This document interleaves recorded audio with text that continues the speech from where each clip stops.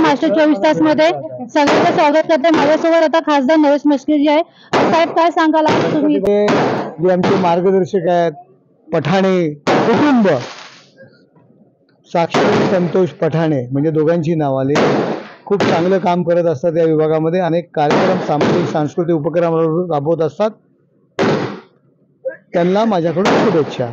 धन्यवाद। आमचे मित्र आणि संतोष पठाणे आणि त्यांचं सर्व टीम आणि हा मंडळ सम्राट मित्र मंडळाच्या वतीने दरवर्षी गणेश उत्सव साजरा केला जातो। मी दरवर्षी या मंडळाला येत असतो, पण काल सगळ्याची महापूजा होती, काल येऊ शकलो नाही।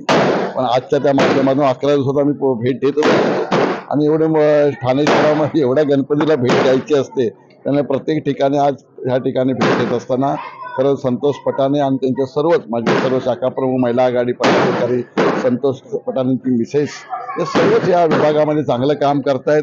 या गणेशोत्सव दर्शनच्या माध्यमातून मला वाटतं घरगुती गणेशोत्सव स्पर्धा केली, त्याचा भक्ती समारंभ झाला।